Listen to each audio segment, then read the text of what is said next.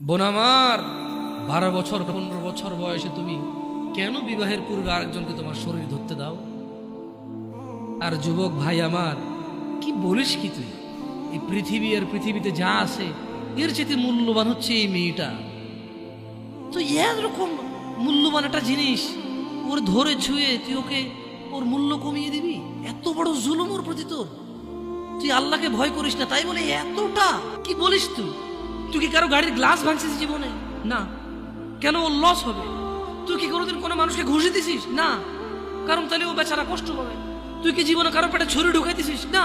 ও মরে যাবে, তাহলে ওর ফ্যামিলি ক্ষতিগ্রস্ত, লসে পড়ে যাবে। তুই কি কারো টাকা মারছিস কোনোদিন? না। তাহলে ওর ফ্যামিলি টাকার কারণে কষ্ট পাবে। তাহলে তুই কেন তুই এত ছোট ছোট বিষয়গুলো খেয়াল রাখিস যে আরেকজনের লস হবে?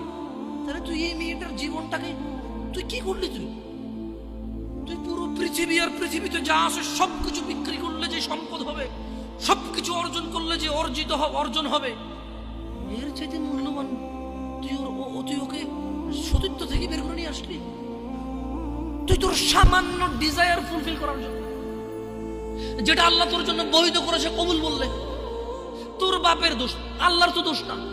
তোর বাপের দোষ, সমাজের তো দোষ না। তোর বাপ তোকে বিয়ে করে না ভাই আমার। তোর বাপ মনে করে তুই ছোট, 18 বছর বয়স তোর বাপ মনে করে তোর বাপ 16 বছর বয়সে হস্তমৈথুন করছে, তোর 22 বছর, তুই এখনো ছোট নুনু খাস, দুধু খাস।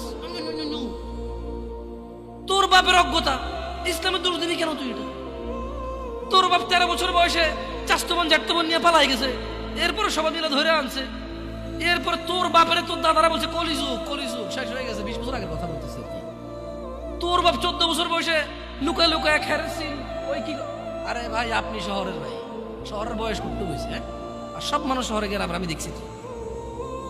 ঢাকা শহর খালি হয়ে যায় কেন তাহলে? ঈদে আমারে বলেন না যে আমরা না ঢাকা শহরে থাকি, কিছু বুঝি না। হ্যাঁ, এবার বলবেন না আমাকে, আমি বাংলা পারি, একটু পারি, এবার বলার দরকার নেই আমাকে। না, আমরা জানি আপনার সব মানুষই গ্রামে, ঢাকা শহর ঈদ হলে সব খালি হয়ে যায়, ওই যায় না।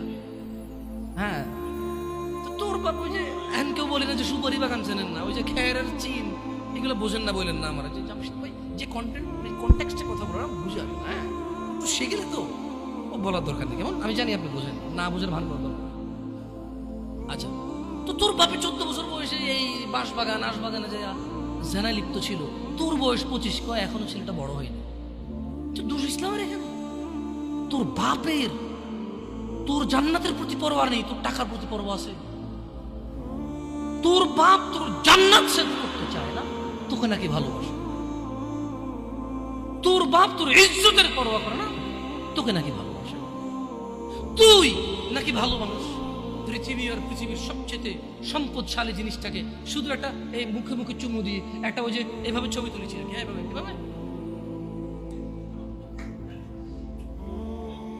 হ্যাঁ, এরপরে ফোল্ডার বানায়, ফোল্ডার লক করে রাখছে যাতে কেউ না জানে। এরপর ওই মেয়ের বিয়ে ঠিক হয়ে গেলে ধমক দেয়, ছবি পাঠাবো একটা একটা। সামান্য ডিজায়ার যেটা তোর হালাল ভাবে আল্লাহ দিয়েছে, একটু সবর কর, একটু সবর কর। তুই ক্লাস 5-এ পড়তেছিস, 6-এর জন্য ওয়েট করতেছিস না? তুই ক্লাস 8-এ পড়িস ভাই আমার, ছোট পিচ্ছি সোনামণি ভাই আমার।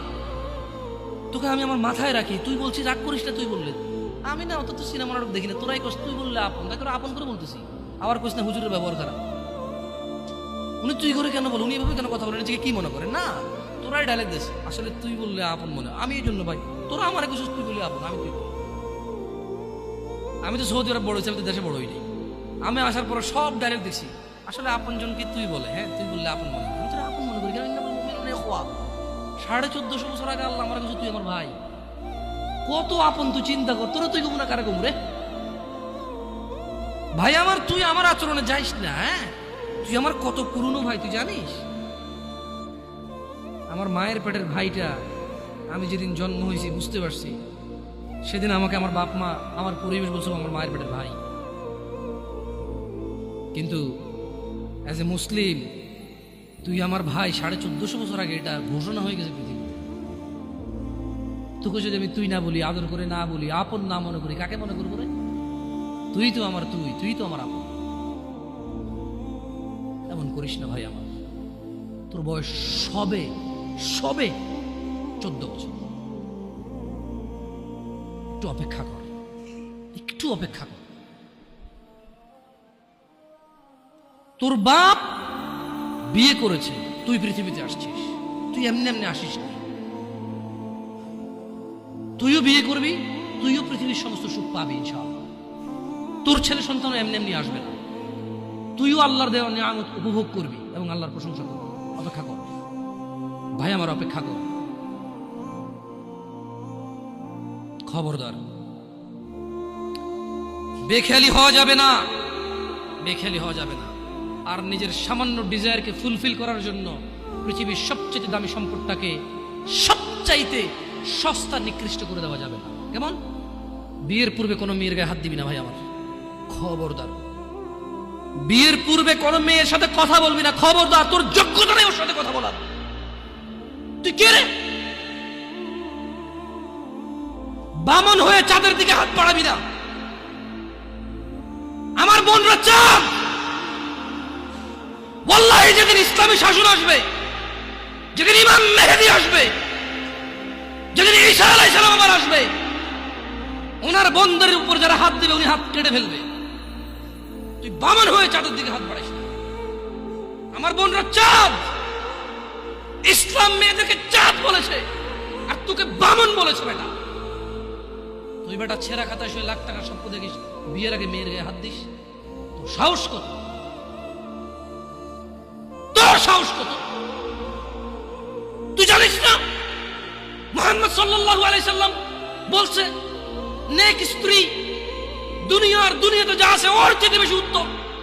তুই কি করে ওর গায়ে হাত দিস বিয়ের আগে? তোর সেই যোগ্যতা আছে বল? তোকে আল্লাহ জাহান্নামে ফেলবে, তোকে আল্লাহ জ্বলন্ত আগুনে নিক্ষিপ্ত করবে, তোর শরীর পচবে, তোর শরীরের গন্ধে জাহান্নামীরা থাকতে পারবে না, তোকে এত নিকৃষ্ট